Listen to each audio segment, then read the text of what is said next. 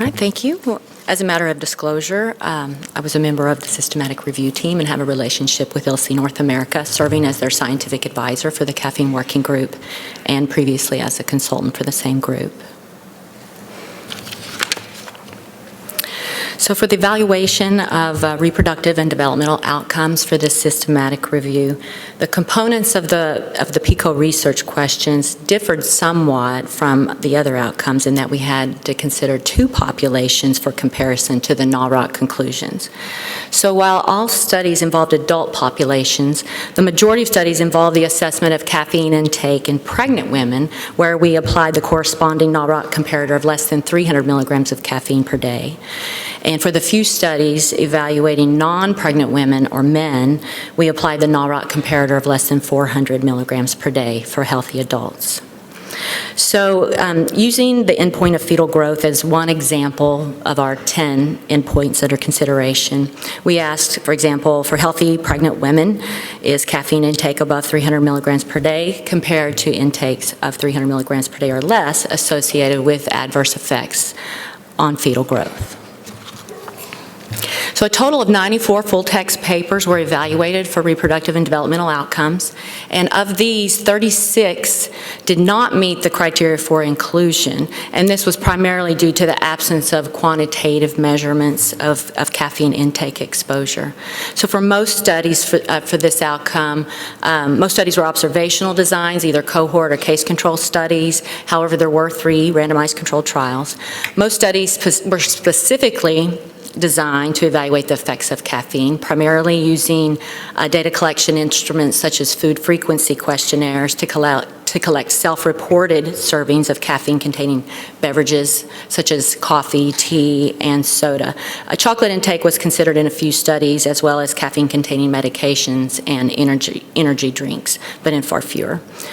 Number of reported servings were converted to milligrams of caffeine consumed per day, either by the author or by the research team. Caffeine intake was commonly grouped into categories, so most studies reported findings for defined ranges of daily intake. Most of the caffeine exposures assessed in these studies were either at or below the 300 milligram per day comparator for pregnant women.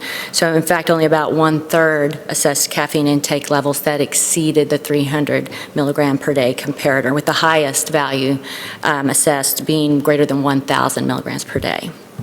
So the 10 endpoints examined included measures of fecundability and infertility, spontaneous abortion, recurrent miscarriage, stillbirth, preterm birth, fetal growth, birth defects, childhood behavior, and childhood cancers. And then we also had an other category which included 2 single studies that addressed pregnancy-induced hypertension and preeclampsia and markers of maternal stress. So as I highlight the results reported for the selected endpoints, I'll begin here with endpoints for fecundity and fertility, which evaluated the healthy non-pregnant adults using the NAWROC comparator of 400 milligrams per day.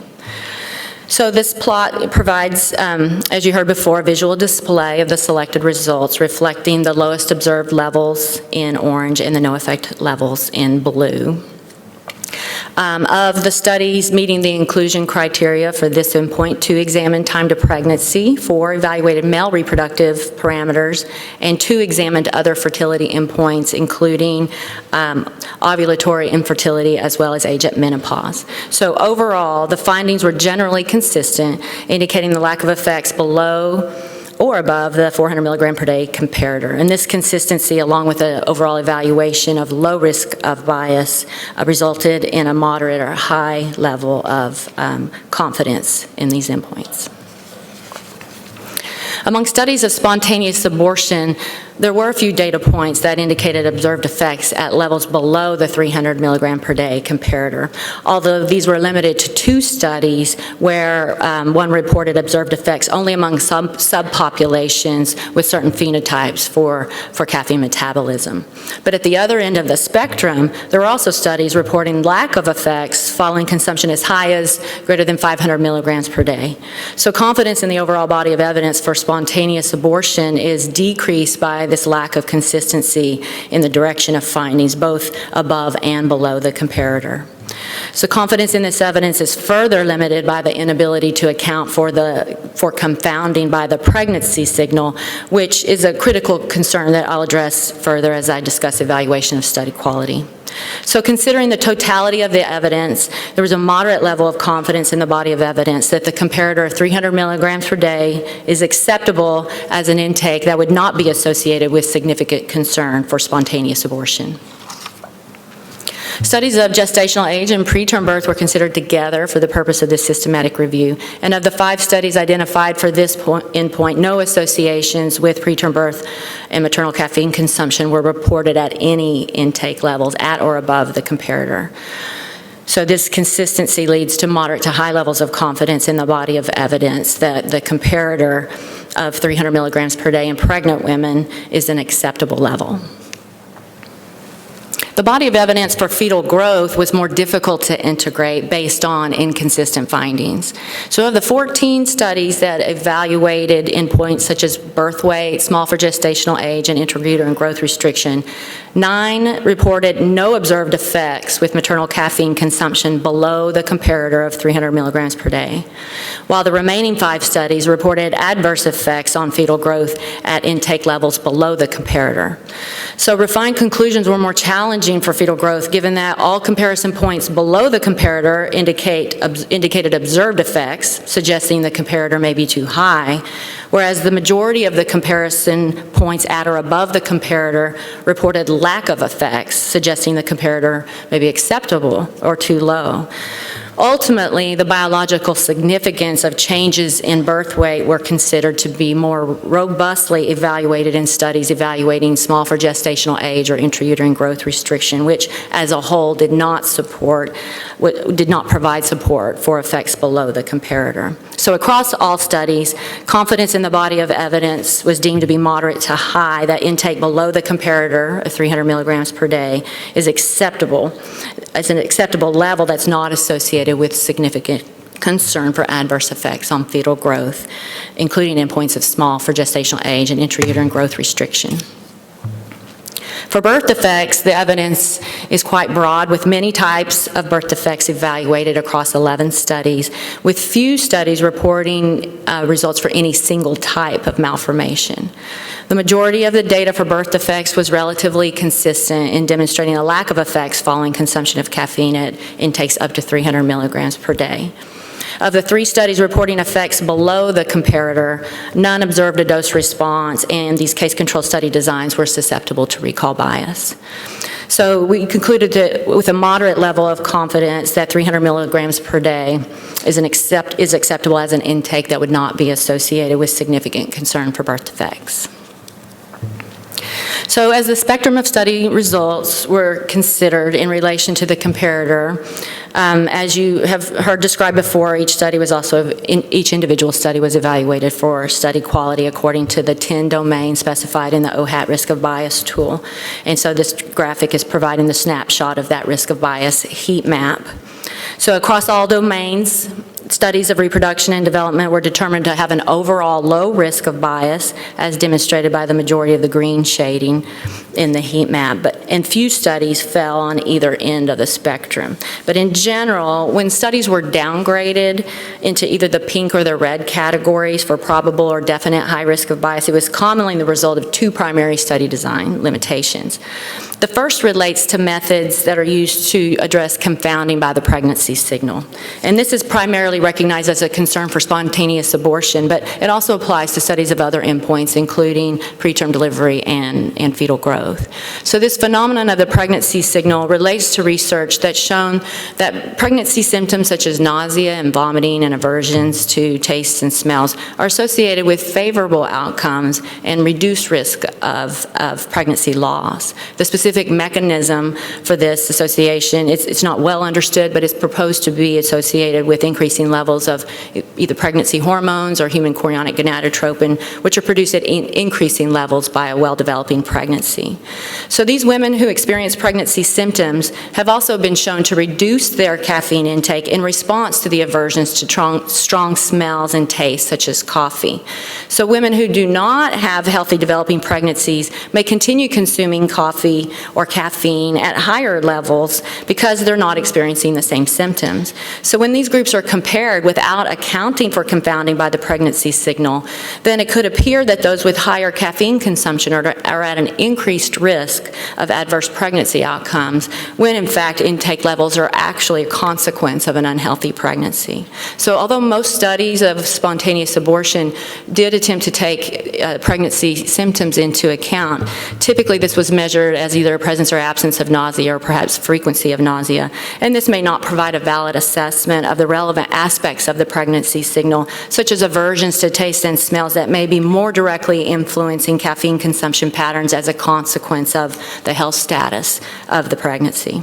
And because of these known complexities, then these studies were assigned a rating of probably high risk of bias for the confounding domain of evaluation. And others that did not attempt to address the pregnancy signal were scored as high risk of bias for this element.